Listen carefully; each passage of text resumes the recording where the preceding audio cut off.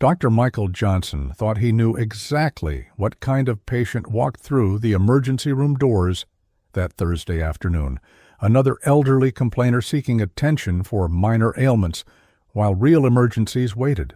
In less than 10 minutes, he had dismissed her concerns, brushed off her questions, and sent her away with barely concealed impatience. It was a decision that would haunt him for weeks, because what Michael didn't know, as he hurried off to what he considered more important cases, was that the difficult patient in room 7 had just spent the last 15 years transforming failing hospitals into models of excellence. She had turned around 3 major medical centers, earned a reputation as one of the most innovative healthcare administrators in the country, and in exactly 4 days, she would become his new boss. Some mistakes can be forgiven, others change everything. This is the story of how a single moment of poor judgment became the catalyst for the most important transformation of 2 careers, and how the worst day of Dr. Michael Johnson's professional life ultimately became the beginning of something extraordinary. Dr. Michael Johnson rushed through the sterile corridors of St. Mary's General Hospital, his white coat billowing behind him like a cape. The emergency department was experiencing one of its busiest days in recent memory, and he was already running 2 hours behind schedule. His pager had been beeping incessantly, each chirp representing another crisis that demanded his immediate attention. At 32, Michael had built a reputation as one of the most competent emergency physicians in the city. His colleagues respected his quick decision-making skills and his ability to remain calm under pressure. However, his dedication to medicine had come at a cost. Long hours and constant stress had made him increasingly impatient with what he perceived as non-urgent cases. The waiting room was packed with patients of all ages, each wearing expressions of pain, worry, or frustration. The triage nurse, Susan Miller, approached him with yet another clipboard. "Dr. Johnson, we have a situation in room 7. The patient has been waiting for 3 hours, and she's getting quite agitated." Michael glanced at his watch and sighed. "What's the chief complaint?" "Elderly woman, complaining of general fatigue and some chest discomfort. Vitals are stable, but she insists it's urgent." Susan lowered her voice.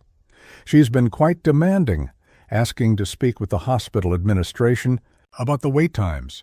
Rolling his eyes, Michael took the clipboard. "Another one of those, huh? Let me guess. She probably just needs to adjust her medications or get a referral to her primary care physician."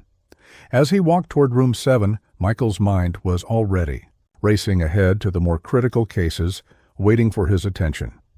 There was a car accident victim in Trauma Bay 2 who needed immediate surgery consultation, and a child with severe asthma in room 12. These were the cases that truly mattered, where his skills could make the difference between life and death. He knocked briefly on the door before entering. The room was dimly lit, with afternoon sunlight filtering through partially closed blinds. An elderly woman, probably in her 70s, sat on the examination table. She was impeccably dressed despite the hospital gown, wearing pearl earrings and a gold watch that caught the light. Her silver hair was neatly styled, and her posture remained dignified even in the uncomfortable hospital setting. "Good afternoon. I'm Dr. Johnson," he said without looking up from her chart. "I see you're complaining of fatigue and chest discomfort. How long has this been going on?" The woman, who would later introduce herself as Margaret Thompson, straightened her shoulders. "Doctor, I've been experiencing these symptoms for several days now.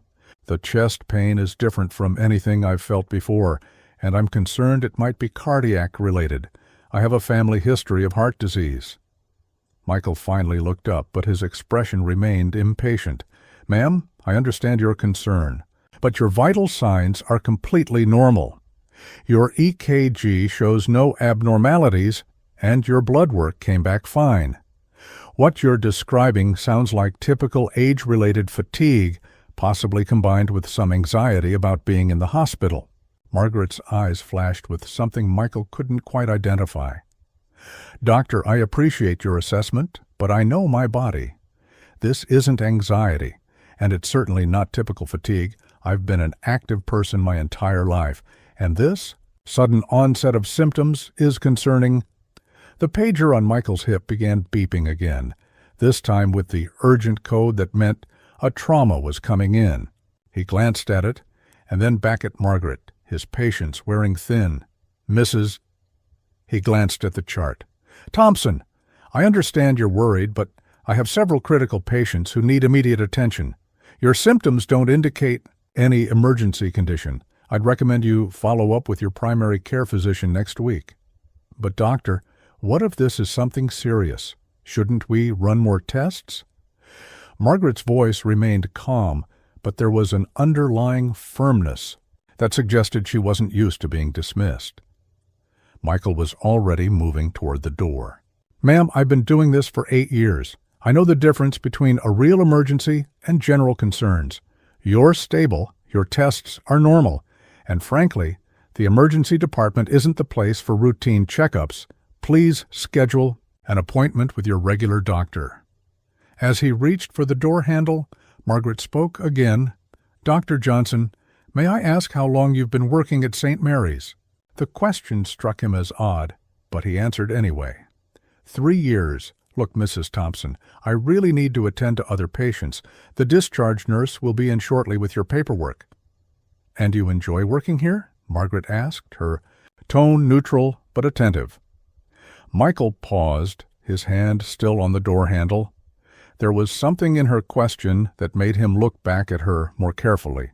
For a brief moment he noticed the intelligence in her eyes, the way she seemed to be evaluating him rather than pleading with him. But the pager beeped again, and the moment passed. "It's a good hospital," he said curtly. "Now, if you'll excuse me, I have real emergencies to attend to." He left the room without another word, missing the way Margaret Thompson's expression shifted from disappointment to something that looked remarkably like determination. As he hurried down the hallway toward the trauma bay, he had no idea that he had just made the biggest mistake of his career. The trauma case turned out to be less severe than initially reported, and as Michael worked on the patient, he found his thoughts briefly drifting back to the elderly woman in room 7. There had been something about her that nagged at him, but he couldn't put his finger on what it was. Her clothes were expensive, her manner refined, and she had spoken with the confidence of someone accustomed to being heard. But in the chaos of the emergency department, these observations were quickly forgotten as the next crisis demanded his attention. The next morning brought no relief from the previous day's chaos. Michael arrived at St. Mary's at 6 a.m., hoping to catch up on paperwork before the day shift officially began. The emergency department never truly slept, but the early morning hours were usually the closest thing to peaceful he could expect. He settled into his small office with a cup of coffee and began reviewing the previous day's cases. As he flipped through the charts, he came across Margaret Thompson's file. For reasons he couldn't explain, he found himself reading through it more carefully than he had the day before. Margaret Thompson, age 73, recently relocated to the city. No established primary care physician locally. Previous medical history showed she had been remarkably healthy for her age, with only minor issues related to blood pressure management. The more he read, the more he realized he might have been too hasty in his assessment. His contemplation was interrupted by Susan Miller, who appeared in his doorway looking concerned. "Michael, we need to talk about yesterday's case in room 7. The elderly woman? What about her?" Susan stepped into his office and closed the door behind her. "She called this morning. She wanted to file a formal complaint about her treatment." "Yesterday?" Michael leaned back in his chair, annoyed. "Let me guess, she didn't like being told her symptoms weren't an emergency. These entitled patients think they can demand 5-star treatment for every little ache and pain." "That's just it, Michael. I don't think she's a typical complainer. There was something different about her call. She was very articulate, very professional. She asked specific questions about hospital policies and procedures. So what? Maybe she's a retired nurse or something. Look, Susan, I made the right call. Her vitals were stable, her tests were normal. If she wants to complain because she didn't get the royal treatment, that's her prerogative. Susan looked uncomfortable. There's something else she specifically asked about the hospital's new leadership transition. She seemed to know things about changes coming to St. Mary's that I haven't heard about. This gave Michael pause. He had heard rumors about changes in the hospital administration, but nothing concrete. The previous hospital director, Dr. Richard Adams, had announced his retirement 6 months ago, but the search for his replacement had been kept relatively quiet. What kind of things? Michael asked. She mentioned something about new quality initiatives and patient care standards that would be implemented soon. She spoke about them like she had inside knowledge. Michael waved his hand dismissively. Probably. Just hospital gossip. You know how these things spread. Someone overhears something in the cafeteria, and suddenly everyone's an expert on hospital politics. Despite his dismissive words, something about the conversation bothered him. He tried to push it from his mind as he prepared for another busy day, but Margaret Thompson's face kept floating back into his thoughts. The morning proceeded routinely until about 10 o'clock, when the hospital's chief of staff, Dr. Patricia Wilson, appeared in the emergency department.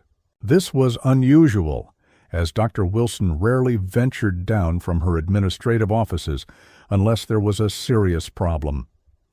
She approached Michael as he was reviewing a patient's x-rays. "Dr. Johnson, could I have a word with you?" The tone of her voice immediately put him on alert. "Of course, Dr. Wilson. Is there a problem? Let's step into your office." Once they were seated, Dr. Wilson got straight to the point. "I received a call this morning regarding a patient complaint from yesterday, a Mrs. Margaret Thompson. She expressed concerns about the quality of care she received in the emergency department." Michael felt his jaw tighten.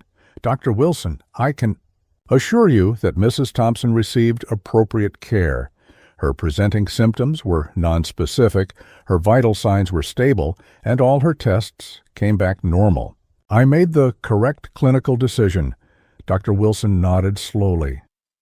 "I'm not questioning your clinical judgment, Michael. However, Mrs. Thompson raised some valid points about bedside manner and the time spent with patients. She was particularly concerned about feeling dismissed and rushed. With all due respect, Dr. Wilson, this is an emergency department, not a luxury hotel. We prioritize patients based on the severity of their conditions. Mrs. Thompson's case simply wasn't urgent. I understand that, and I'm not asking you to compromise medical priorities. However, patient satisfaction is also important, especially for non-emergency cases. Sometimes taking an extra 5 minutes to explain things can prevent complaints and improve the patient experience." Michael nodded reluctantly. "I'll keep that in mind for future cases." Dr. Wilson stood to leave, then paused at the door. "There's one more thing, Michael. Mrs. Thompson seemed unusually well informed about hospital operations and policies. She asked some very specific questions about our quality measures and patient care standards. Do you have any idea why she might have such detailed knowledge?" The question sent a chill down Michael's spine, but he tried to appear unconcerned. "No idea. Maybe she worked in healthcare at some point in her career."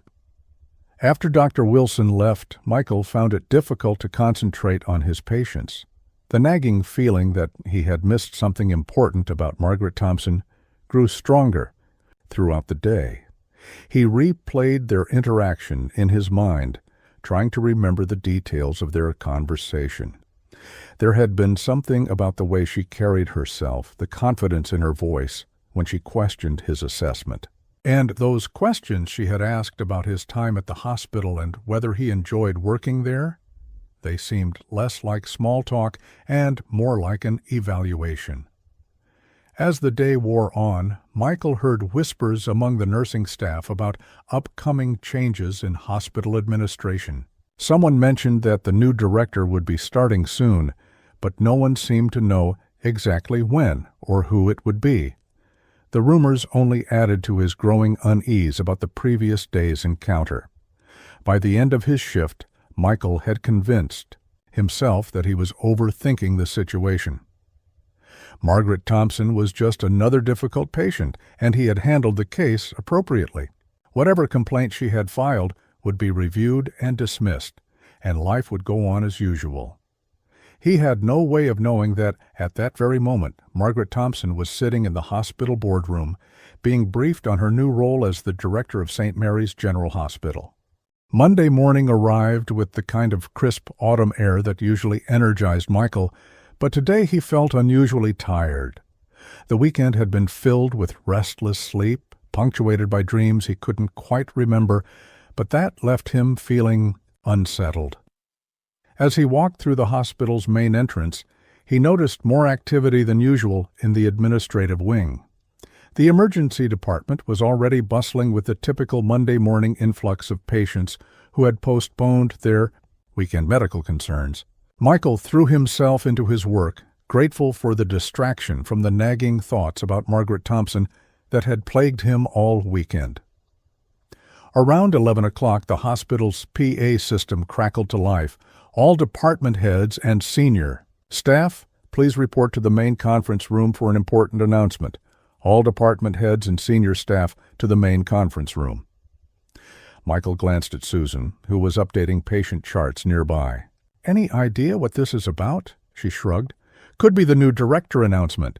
There have been rumors all morning about someone important arriving today. As a senior attending physician, Michael was expected to attend these kinds of meetings. He handed his current cases over to a colleague and made his way to the conference room, which was already filling with familiar faces from various departments.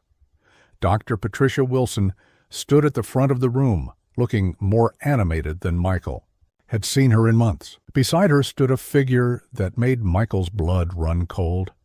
There, dressed in an elegant navy blue suit, was Margaret Thompson. She looked completely different from the elderly patient he had dismissed just 4 days earlier. Her posture was commanding, her expression confident, and she radiated an authority that filled the room. "Ladies and gentlemen," Dr. Wilson began, "it gives me great pleasure to introduce you to our new hospital director, Dr. Margaret Thompson. Dr. Thompson comes to us with over 30 years of experience in healthcare administration, including 15 years as the director of Metropolitan General Hospital in Chicago. She has a remarkable track record of improving patient care while maintaining fiscal responsibility." Michael felt as though the floor had dropped out from beneath him. The woman he had dismissed as an anxious, elderly patient was now standing before him as his new boss. Every condescending word he had spoken, every dismissive gesture, every moment of impatience came flooding back to him with crystal clarity.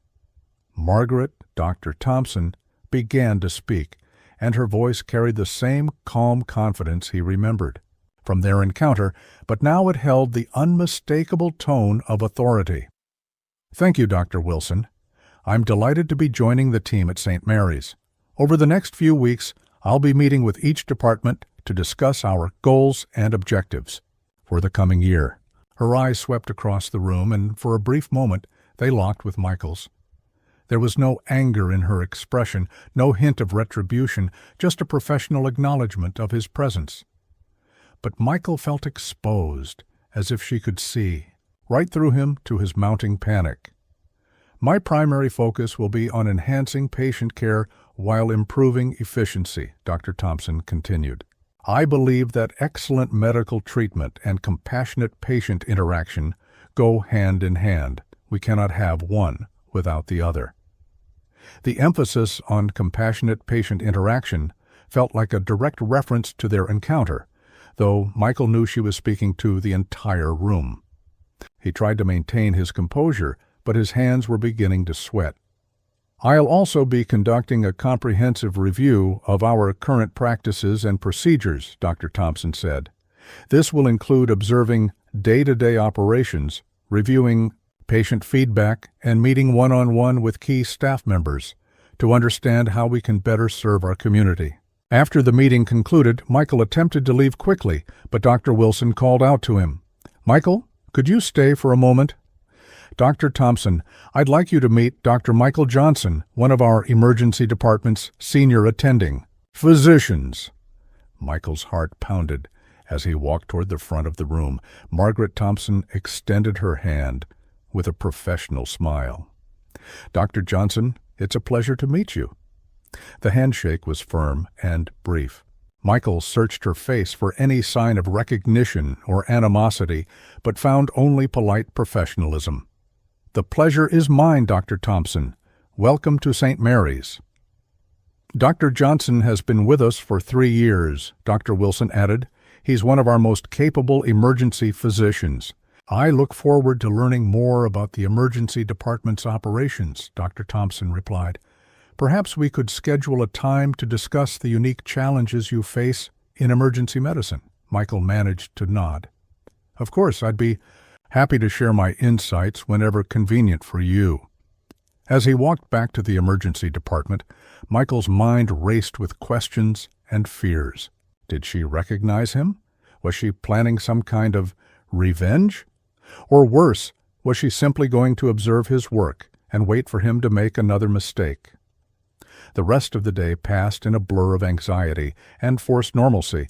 Michael found himself second-guessing every decision, every interaction with patients, wondering if somehow Dr. Thompson was watching and evaluating his performance. Every time a nurse or administrator appeared in the emergency department, he wondered if they were there to observe him on her behalf. That evening, as Michael finally headed home, he couldn't shake the feeling that his world had fundamentally shifted. The comfortable confidence he had built over 3 years at St. Mary's now felt fragile and uncertain.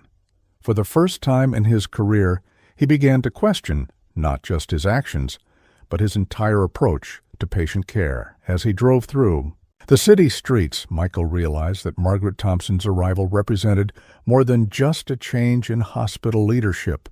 It was a mirror being held up to his own behavior, and he wasn't sure he liked what he was seeing reflected back at him. The thought that haunted him most was a simple but profound question. If he had known who she was during their first encounter, would he have treated her differently? And if so, what did that say about the kind of doctor he had become? Michael's apartment felt different that evening, as if the walls themselves had absorbed his anxiety. He sat on his couch, staring at his reflection in the black television screen, replaying the day's events over and over in his mind. Every time he closed his eyes, he saw Margaret Thompson's professional smile and heard her measured words about compassionate patient care. Sleep eluded him that night. He tossed and turned, his mind conjuring various scenarios of how Dr. Thompson might address their previous encounter. Would she call him into her office for a private meeting? Would she mention it publicly, humiliating him in front of his colleagues? Or would she simply wait, watching his every move until he made another mistake? By morning, Michael looked haggard. Dark circles rimmed his eyes, and his usually precise appearance seemed disheveled. He arrived at work 30 minutes early, hoping that immersing himself in patient care would provide some distraction from his worries. The emergency department was unusually quiet for a Tuesday morning, which only gave Michael more time to think. He found himself approaching each patient interaction with unprecedented caution, second-guessing his bedside manner and spending extra time explaining procedures and diagnoses. His first patient was an elderly man with chest pain similar to what Margaret Thompson had described. As Michael performed his examination, he was acutely aware of his tone, his facial expressions, and the amount of time he spent listening to the patient's concerns. What would normally have been a 15-minute interaction stretched to nearly 30 minutes as Michael conducted a thorough examination and ordered comprehensive tests. "Doctor," the patient said as Michael prepared to leave, "thank you for taking so much time with me. I know you must be busy, but it means a lot to feel heard." The comment struck Michael deeply. When was the last time a patient had thanked him? For listening? He realized that in his rush to be efficient, he had forgotten one of the most fundamental aspects of medicine, the healing power of human connection. Around midday, Susan approached him with a puzzled expression. "Michael, what's going on with you today? You're spending twice as long with each patient as usual." Don't get me wrong, the patients love it. But you're going to fall behind schedule. Michael tried to appear nonchalant. Just being thorough. Is that a problem? Not at all, but it's not like you. Yesterday you were your usual efficient self, and today you're acting like you have all the time in the world. Before Michael could respond, one of the administrative assistants appeared at his elbow. Dr. Johnson, Dr. Thompson would like to see you in her office at 3 o'clock, if that's convenient. Michael's stomach dropped.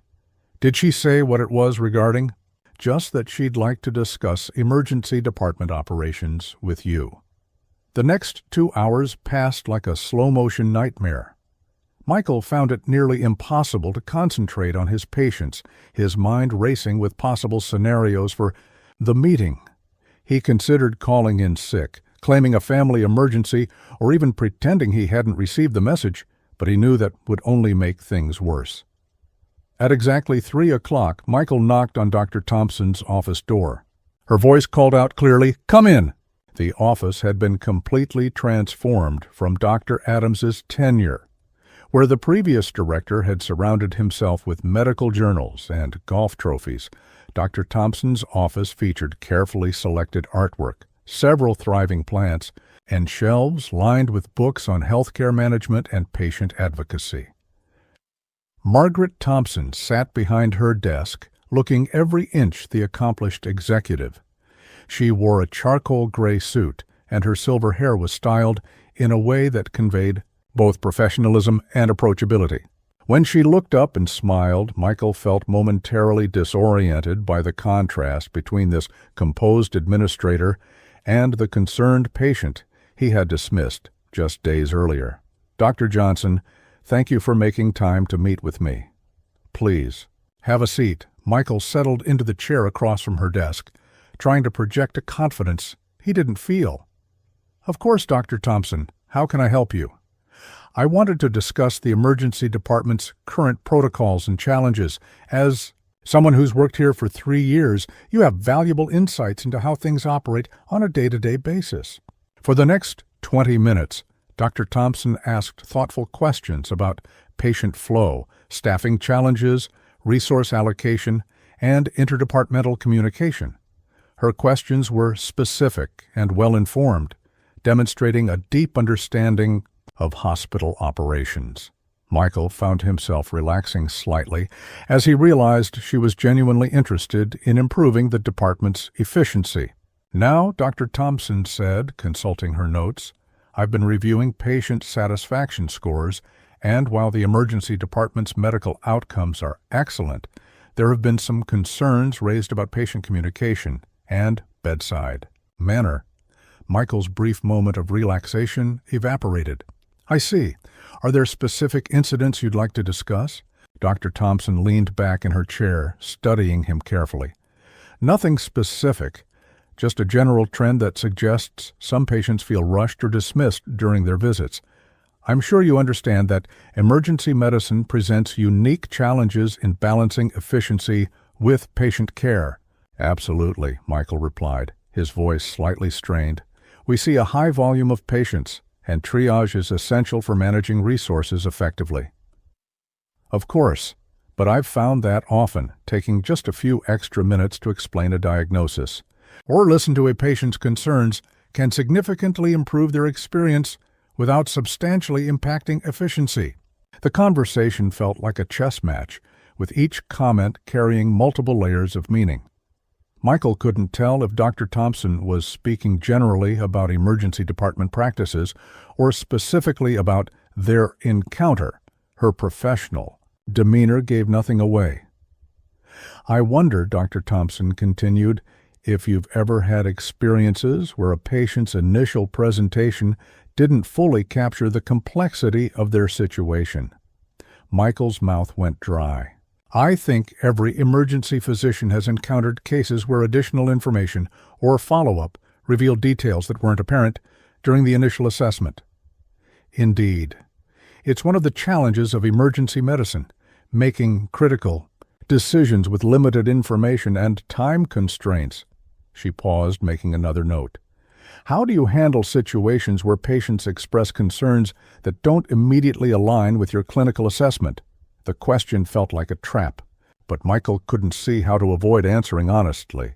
I try to balance clinical judgment with patient concerns, but ultimately, medical evidence has to guide treatment decisions. Dr. Thompson nodded thoughtfully.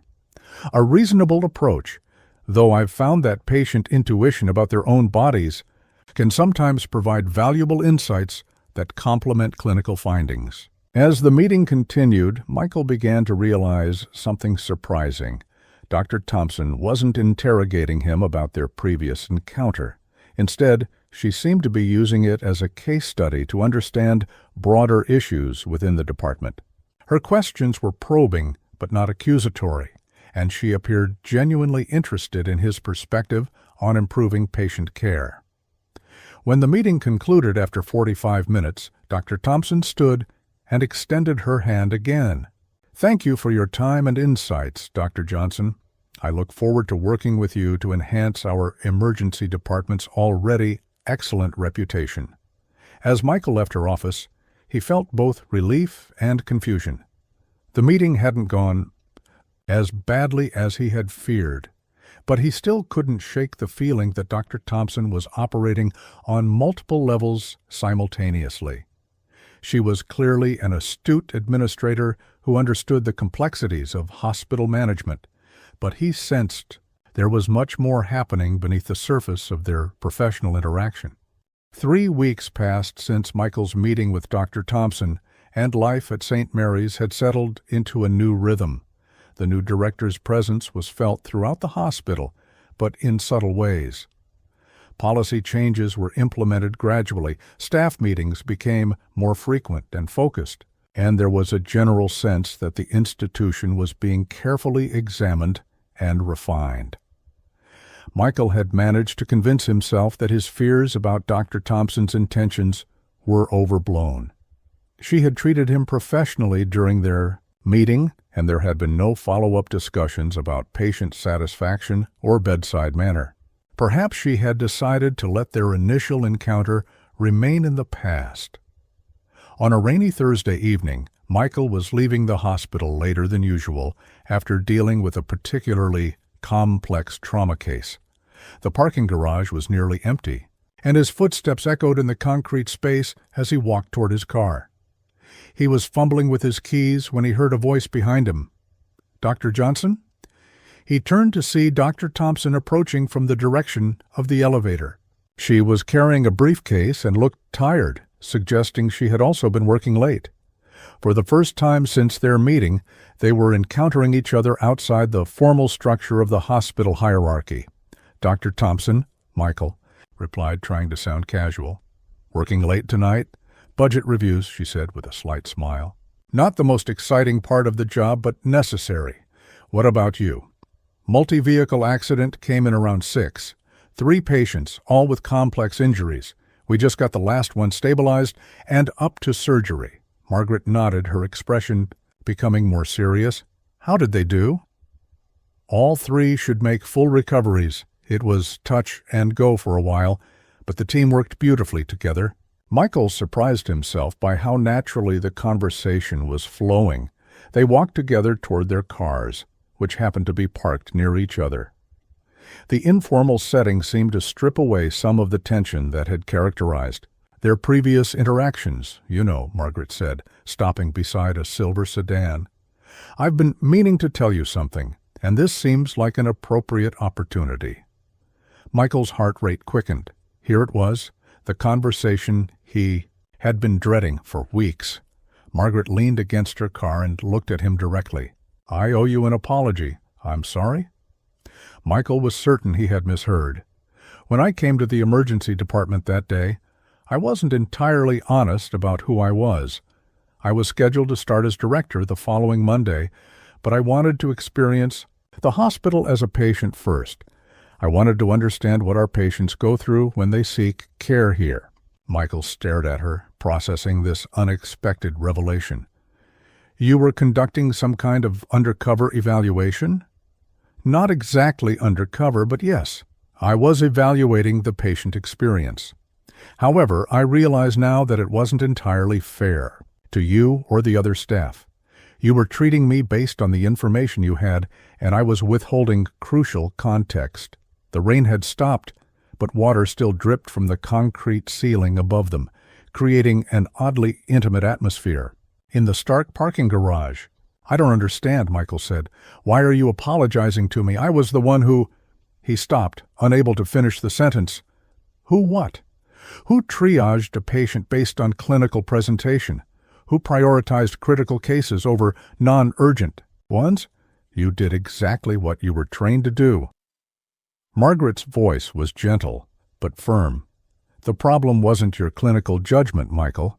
The problem was that I created an unfair situation.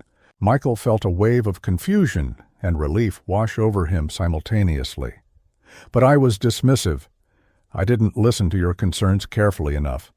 I rushed you out because I assumed your symptoms weren't serious.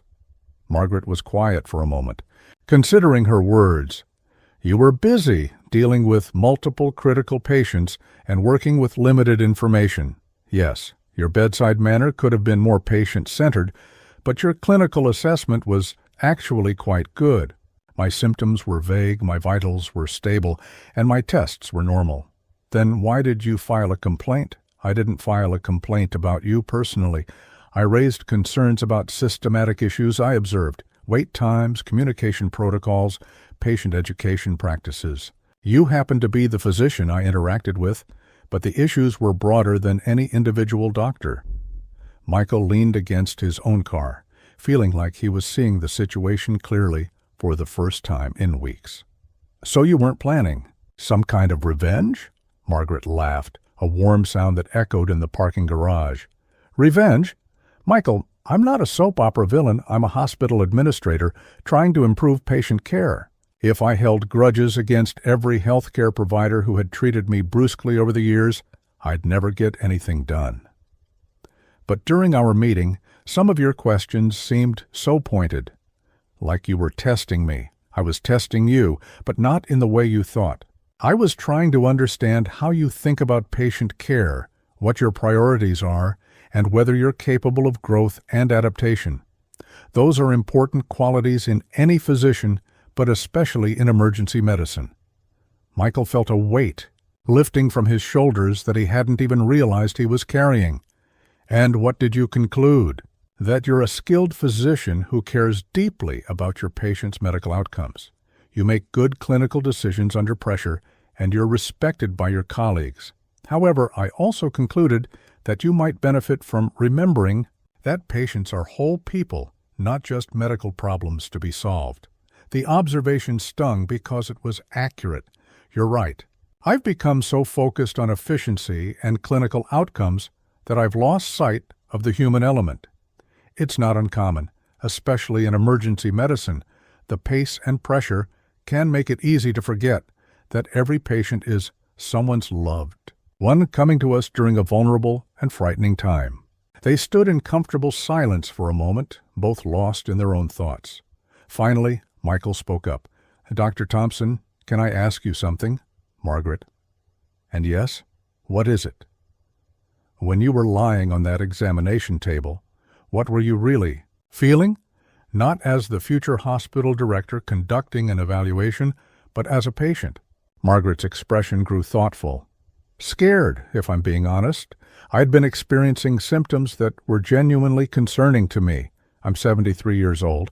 I have a family history of heart disease, and I was in a new city without an established relationship with a physician. When you dismissed my concerns so quickly, it felt like you were dismissing me as a person. Michael felt a pang of genuine remorse. I'm sorry. I should have taken more time to address your fears regardless of what the tests showed. Apology. Accepted, Margaret said with a smile. But more importantly, what are you going to do with this insight going forward? It was a question that would stay with Michael long after they parted ways that evening. The conversation in the parking garage marked a turning point for Michael. Over the following weeks, he found himself approaching patient care with a renewed sense of purpose and awareness. The change wasn't dramatic or sudden, but rather a gradual shift in his perspective that began to influence every interaction. His first test came the very next day when an elderly man named Robert Davis was brought in by ambulance. The paramedics reported that Mr. Davis had been found by his neighbor sitting on his front porch, confused and disoriented. His vital signs were stable, but he seemed unable to remember basic information about himself or his surroundings. In the past, Michael would have ordered a standard workup for confusion in elderly patients, blood work, CT scan, urinalysis, and moved on to the next case while waiting for results. Instead, he pulled up a chair next to Mr. Davis's bed and spoke to him directly. "Mr. Davis, I'm Dr. Johnson. I know you must be feeling scared and confused right now. Can you tell me what you remember about today?" The older man's eyes, cloudy, with cataracts, searched Michael's face uncertainly. I don't know. I was sitting outside, and then these people came and brought me here." "Where am I?" "You're at St. Mary's Hospital. You're safe here, and we're going to take good care of you. Your neighbor was worried about you because you seemed confused, so she called for help." Michael spent the next 10 minutes talking with Mr. Davis, not just gathering medical history, but helping him understand where he was and what was happening. He explained each test he was ordering and why it was necessary. When the results came back showing a urinary tract infection, a common cause of confusion in elderly patients, Michael took time to explain the condition and the treatment plan. "So this infection made me confused?" Mr. Davis asked, looking relieved to have an explanation. "It's more common than you might think," Michael explained. "As we get older, infections don't always cause the symptoms we expect. Instead of fever and pain, they can cause confusion and disorientation. The good news is that with antibiotics, you should start feeling clearer within a day or two." The case, which might have taken Michael 20 minutes in the past, stretched to nearly an hour. But as he watched Mr. Davis's anxiety diminish and saw the gratitude in the man's eyes, he realized that the extra time had been more therapeutic than any medication he could prescribe. Susan noticed the change immediately. "Michael, what's gotten into you lately? You're spending so much more time with patients, and they all seem to leave here happy, even when they're not thrilled about their diagnosis." Michael was reviewing a chart when she asked, and he looked up with a thoughtful expression. "I guess I'm remembering why I became a doctor in the first place. It wasn't just to solve medical puzzles or demonstrate clinical competence. It was to help people during some of the most frightening and vulnerable moments of their lives." Over the next month, Michael's approach continued to evolve. He began to see patterns in patient satisfaction that he had never noticed before.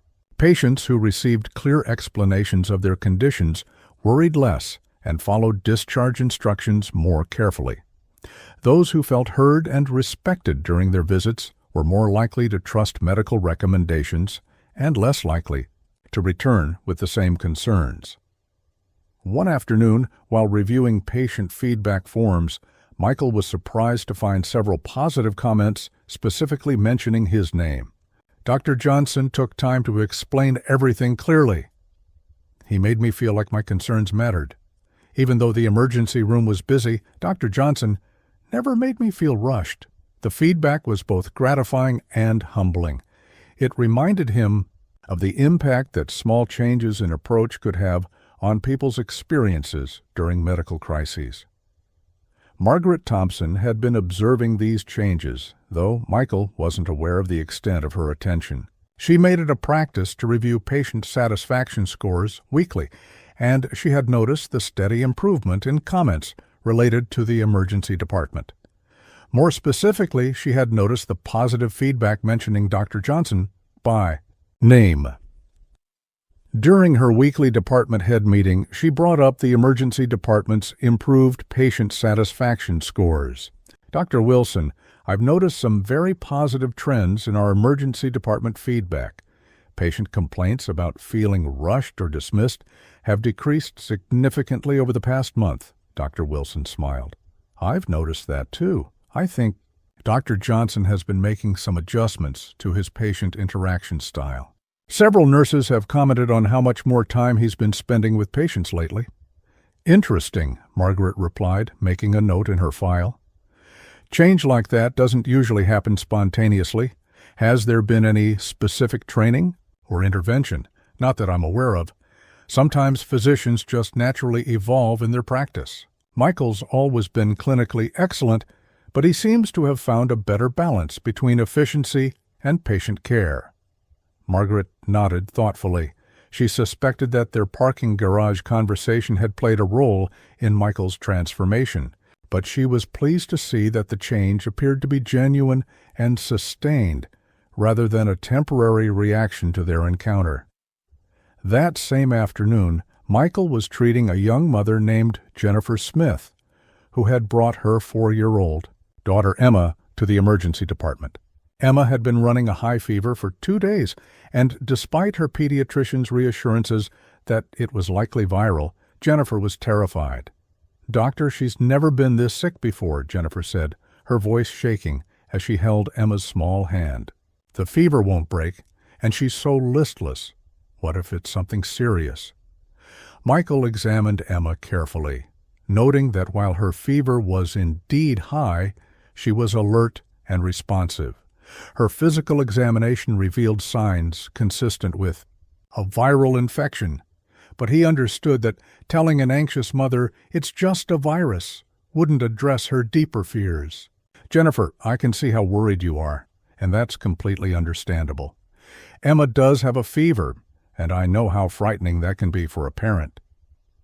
Michael pulled up a chair so he could speak to Jennifer at eye level. "Let me explain what I found during my examination and what it means." He spent 15 minutes going through each aspect of Emma's condition, explaining why certain symptoms suggested a viral rather than bacterial infection, what signs to watch for that would indicate a need to return to the hospital, and how to manage Emma's comfort at home. "The fact that she's still responding to you, making eye contact, and able to drink fluids are all very good signs," Michael explained. "Viruses in children can cause high fevers that look scary, but aren't necessarily dangerous.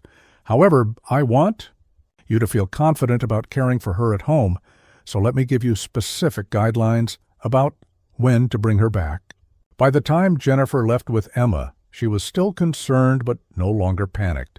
She understood what to expect, knew what symptoms to watch for, and felt confident that she could provide appropriate care at home. More importantly, she felt that her fears had been acknowledged and addressed rather than dismissed. 2 months into Dr. Thompson's tenure as hospital director, St. Mary's was experiencing a remarkable transformation. Patient satisfaction scores had reached all-time highs, staff morale was improving, and the hospital was gaining recognition in the community for its exceptional care. The emergency department in particular had become a model for other hospitals in the region. Michael was reviewing charts in his office when Dr. Wilson knocked on his door. She entered with a smile that suggested good news. "Michael, I wanted to congratulate you personally. The patient satisfaction scores for the emergency department have improved by 30% since Dr. Thompson arrived. More specifically, the feedback about physician communication and bedside manner has been overwhelmingly positive." Michael felt a surge of pride, but also humility. "Thank you, Dr. Wilson. I've been trying to focus more on the human side of medicine." "It shows. In fact, Dr. Thompson specifically mentioned your improvement during our weekly meeting. She's been very impressed with the changes in your patient interactions." After Dr. Wilson left, Michael sat alone in his office, reflecting on the journey that had brought him to this point. The irony wasn't lost on him that his worst professional moment, dismissing Dr. Thompson as a patient, had ultimately led to his growth as a physician. He thought about all the patients he had treated over the past 2 months with his new approach. There was Mrs. Patricia Johnson, an elderly woman who had come in with chest pain that turned out to be anxiety related to her husband's recent death. Instead of simply prescribing anti-anxiety medication and discharging her, Michael had spent time talking with her about her grief and connected her with the hospital's social services for ongoing support. There was James Wilson, a construction worker who had injured his back on the job. Beyond treating his physical injury, Michael had taken time to understand the man's fears about missing work and supporting his family. He had connected James with physical therapy resources and helped him understand his workers' compensation options. Each case had taught Michael something new about the art of medicine, the parts that couldn't be learned from textbooks or medical journals. He was beginning to understand that healing often began with simply being seen and heard as a human being. His contemplation was interrupted by a knock on his door. To his surprise, Dr. Thompson herself appeared in the doorway. "Margaret," he said, standing up, "what brings you to the emergency department?" "I was hoping we could have another conversation if you have a few minutes." Michael gestured to the chair across from his desk. "Of course. Please sit down." Margaret settled into the chair with the same composed demeanor he had come to associate with her, but there was something different in her expression, a warmth that hadn't been present during their previous formal interactions. "I wanted to talk to you about something, and I thought it would be better to do it here rather than in my office," she began. "I've been watching the changes in your patient care approach over the past 2 months, and I'm deeply impressed." Michael felt a flush of pride mixed with embarrassment. "Thank you, I have to admit. Our first encounter really made me reconsider how I interact with patients." "That's exactly what I wanted to discuss. You see, Michael, I've implemented similar patient experience evaluations at every hospital where I've worked. I've encountered hundreds of physicians during these assessments, and I've seen every possible reaction to feedback about bedside manner." She paused, organizing her thoughts. "Some doctors become defensive and resistant to change. Others make superficial adjustments that don't last once they think the scrutiny has passed. But very few physicians demonstrate the kind of genuine transformation I've witnessed in you." Michael was surprised by the depth of her observation. "I honestly wasn't trying to impress anyone. I just realized that I had lost sight of something important about why I became a doctor. That's exactly what makes your transformation so remarkable. It's authentic. You're not following a script or checking boxes. You've genuinely reconnected with the compassionate aspects of medical practice." Margaret leaned forward slightly. "I want to offer you something, Michael. The hospital is launching a new patient care excellence initiative, and I'd like you to consider leading the emergency department component of the program." Michael was stunned. "You want me to lead a patient care initiative after how I treated you? Because of how you've grown since then?" The most effective leaders in healthcare are often those who have experienced their own moments of realization about the importance of patient-centered care. You understand both the pressures that lead to impersonal treatment and the benefits of taking a more holistic approach. The offer was both flattering and daunting. Michael had never considered himself leadership material, preferring to focus on clinical work rather than administrative responsibilities. "What would this role involve?" he asked. "You'd work with physicians and staff across all departments to develop and implement strategies for improving patient communication and satisfaction. You'd also serve as a mentor for residents and newer physicians, helping them understand the balance between clinical efficiency and compassionate care."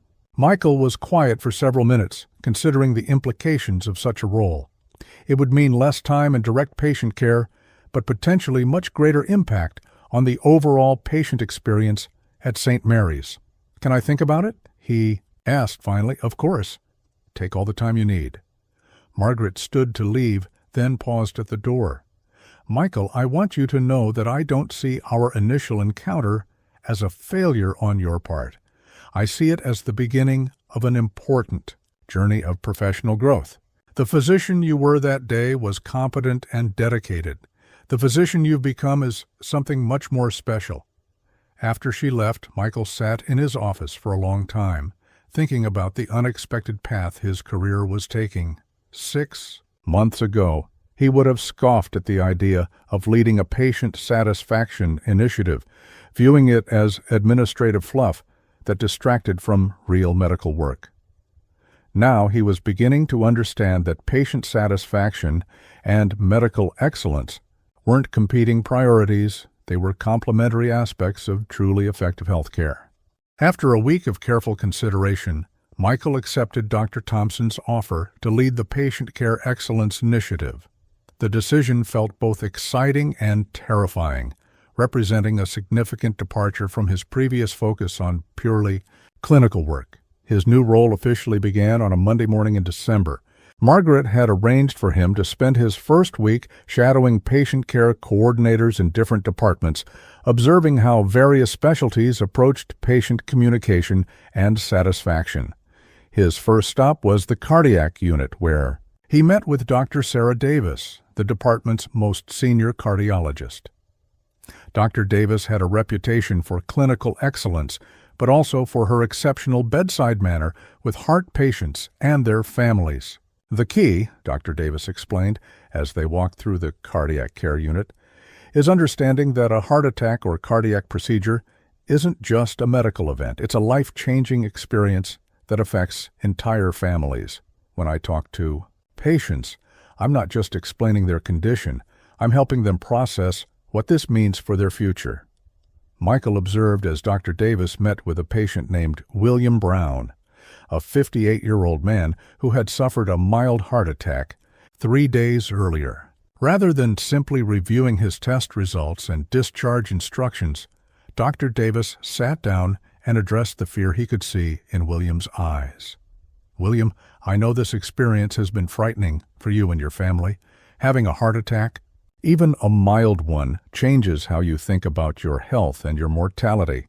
That's completely normal, and it's something we're going to address as part of your recovery."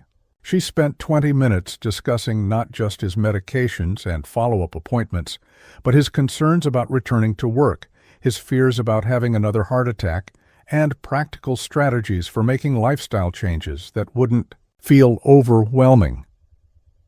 "I used to think that emotional support was the job of social workers and chaplains," Dr. Davis told Michael as they left William's room. "But I've learned that patients heal better when their physicians acknowledge and address their psychological needs alongside their medical ones." The observation resonated deeply with Michael. He thought about Margaret Thompson's comment about patients being whole people rather than just medical problems to solve. His next rotation was in pediatrics, where he worked with Dr. Lisa Anderson, a physician known for her ability to communicate with both children and their anxious parents. Michael watched as Dr. Anderson examined 5-year-old Tommy Wilson, who had been brought in with a possible broken arm after falling from his bicycle. "Tommy, I need to look at your arm to see if it's hurt inside," Dr. Anderson explained in language. The child could understand. "It might be a little sore when I touch it, but I'll be very gentle." To Tommy's mother, she said, "I know this is scary for both of you. Watching your child get hurt is one of the hardest experiences for any parent. Let me explain what I'm looking for and what our next steps will be." Dr. Anderson managed to conduct a thorough examination while keeping Tommy calm and his mother informed. When the X-rays confirmed a minor fracture, she explained the treatment plan in terms that addressed both Tommy's concerns about wearing a cast and his mother's worries about long-term complications. "I've learned that in pediatrics, you're really treating at least 2 patients, the child and the parent," Dr. Anderson told Michael later. Sometimes the parent's anxiety is more challenging to address than the child's medical condition. By the end of his first week in the new role, Michael had a notebook full of observations and insights from various departments. He was beginning to understand that excellent patient care wasn't just about medical competence. It required emotional intelligence, communication skills, and a deep understanding of human psychology. On Friday afternoon, Margaret asked him to meet with her to discuss his initial observations. They sat in her office as Michael shared what he had learned during his departmental rotations. "What surprised you most?" Margaret asked after he finished his summary. Michael thought for a moment. How much the physicians I observed seemed to enjoy their work. Dr. Davis, Dr. Anderson, all of them seemed energized by their patient interactions rather than drained by them. I used to think that spending extra time with patients was exhausting, but they made it look effortless. And why do you think that is? I think they've figured out something I was missing. When you connect with patients as people, when you address their fears and concerns alongside their medical problems, it's actually more satisfying than just treating symptoms. It feels more like what I imagined medicine would be when I was in medical school.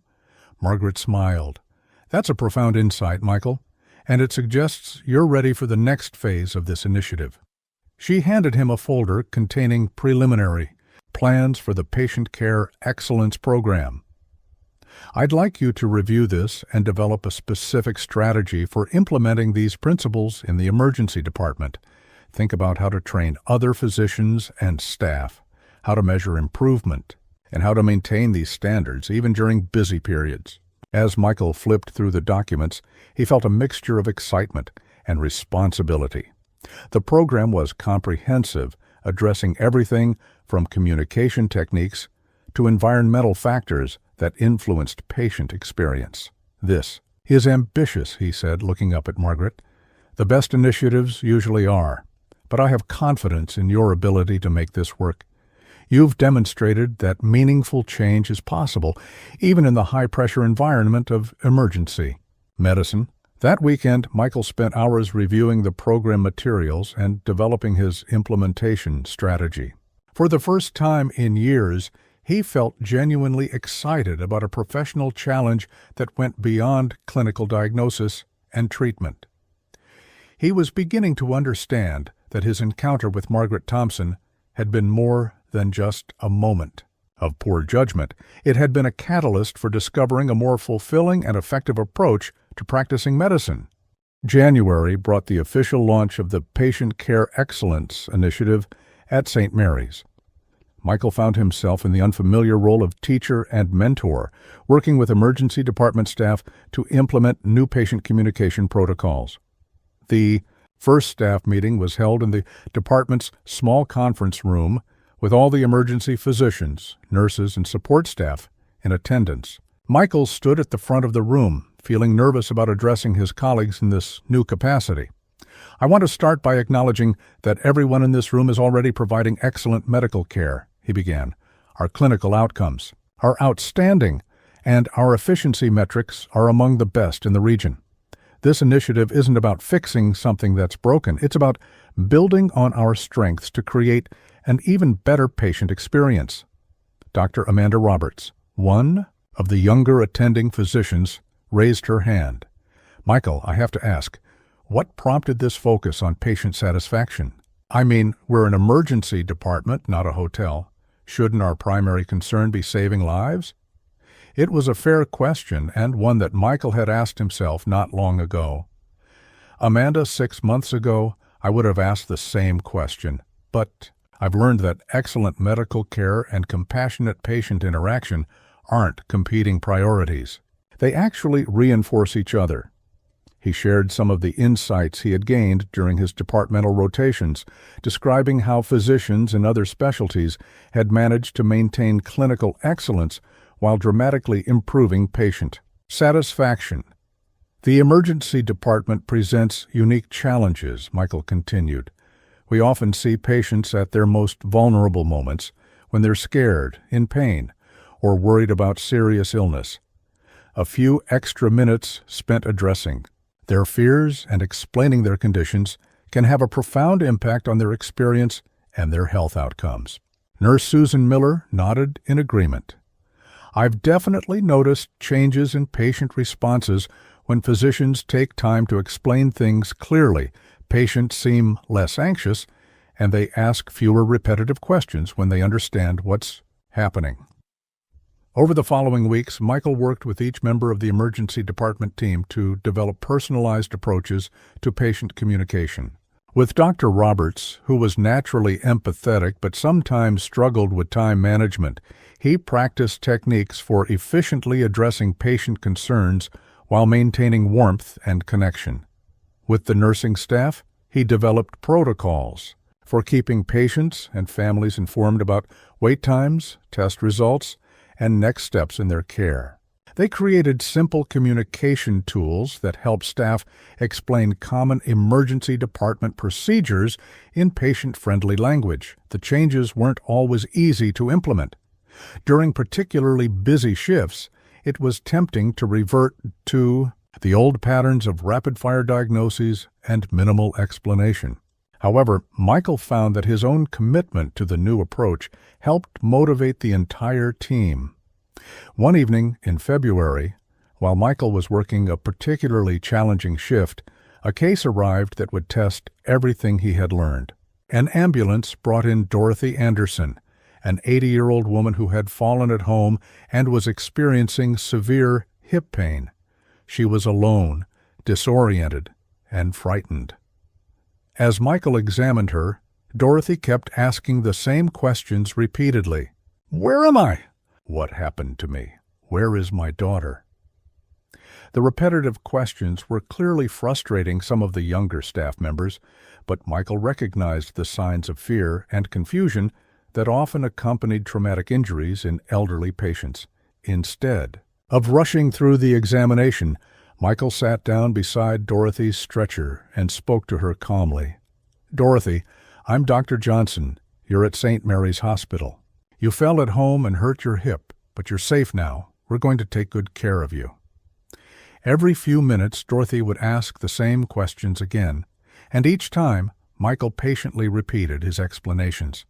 He made sure to maintain eye contact and speak in a gentle, reassuring tone, even as he coordinated X-rays and pain management. "Doctor," Dorothy said during one of her lucid moments, "thank you for being so patient with me.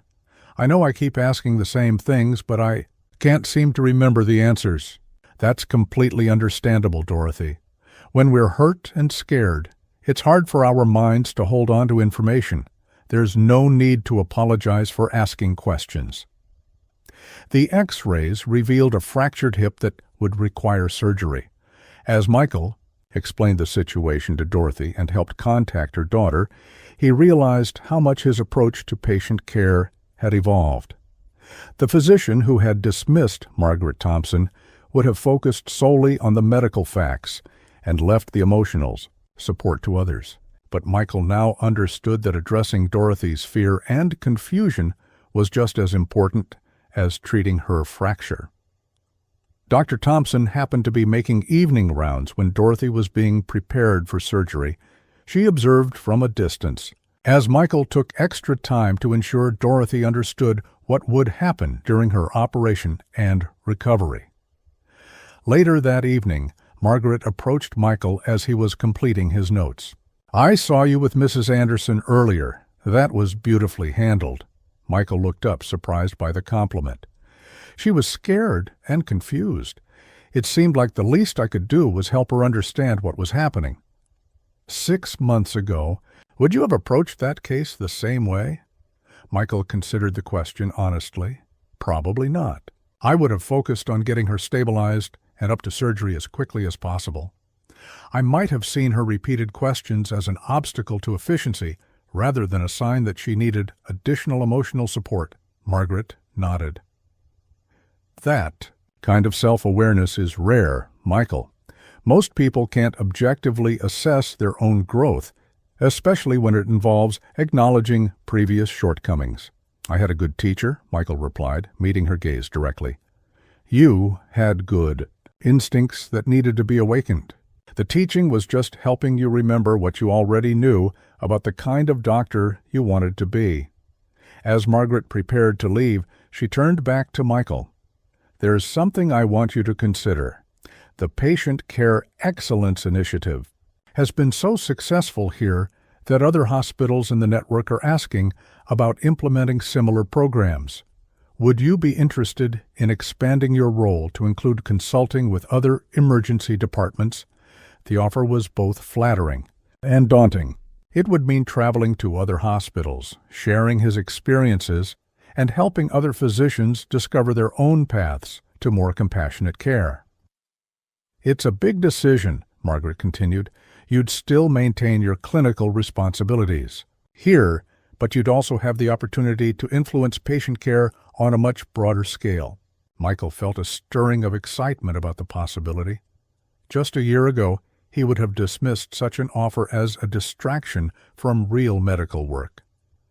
Now he was beginning to see it as an extension of medicine, an opportunity to heal, not just individual patients, but the healthcare system itself.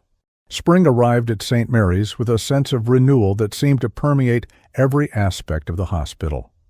The Patient Care Excellence Initiative had exceeded all expectations, with satisfaction scores reaching the top percentile nationally. More importantly, staff morale had improved dramatically as physicians and nurses rediscovered the joy and fulfillment that had originally drawn them to healthcare.